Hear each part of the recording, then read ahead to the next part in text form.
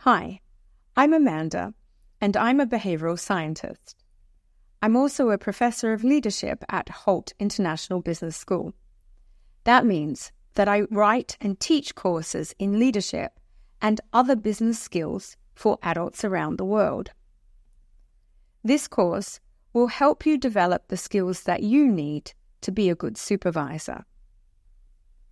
Your job as a supervisor is to help your team deliver strong results. To achieve this, you will sometimes need to manage the conflict that arises between the workers you supervise. Managing conflict is not easy. In this lesson, you will learn some skills to help you know what to do.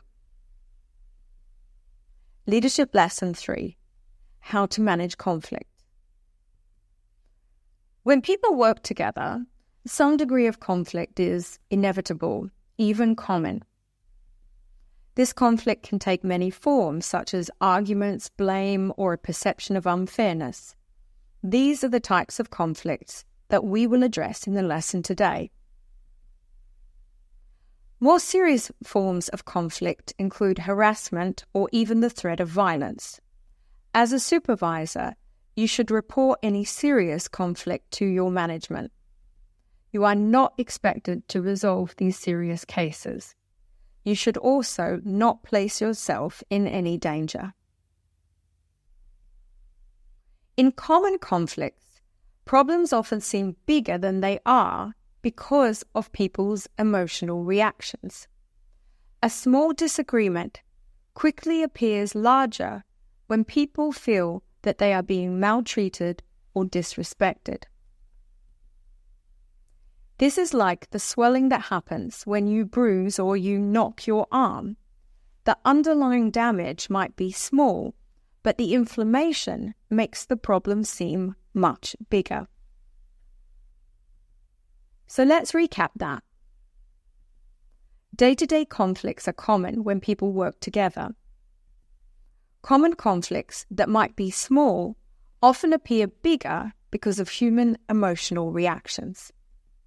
When people feel criticized or unfairly treated, the conflict can swell into something bigger. So how can you help? First of all, your goal is to reduce the emotional inflammation.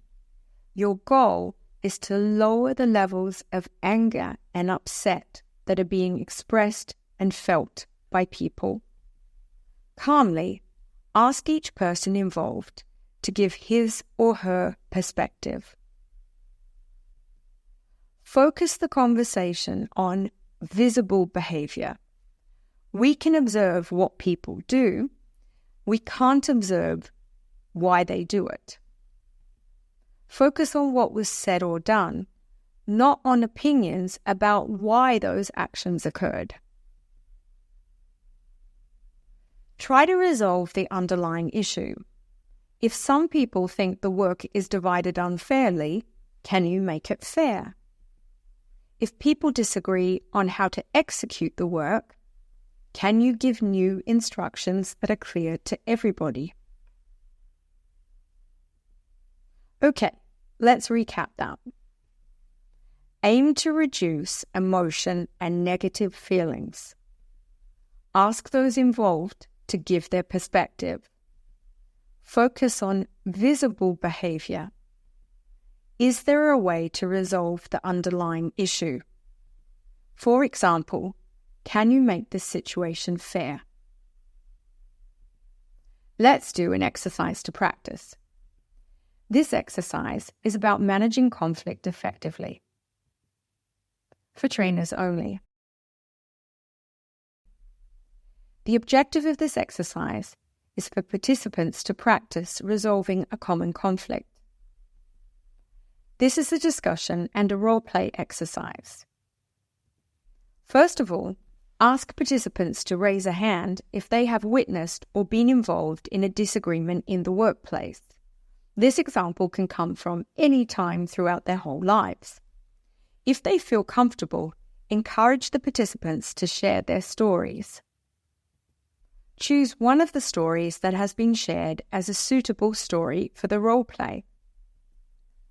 Ask for 2 volunteers to play the workers and 1 volunteer to play the supervisor. The workers will role-play being in an argument and getting upset with each other. Again, they can do this with humor if they wish. The supervisor's role is to practice stopping the conflict and asking each person to explain what is happening from his or her own perspective. The supervisor should aim to help each worker become calmer. The supervisor should also listen carefully to what was said. Can the supervisor or anyone amongst the group of people suggest a way to resolve this conflict? As an additional option, you might choose to use this exercise at the end of this lesson.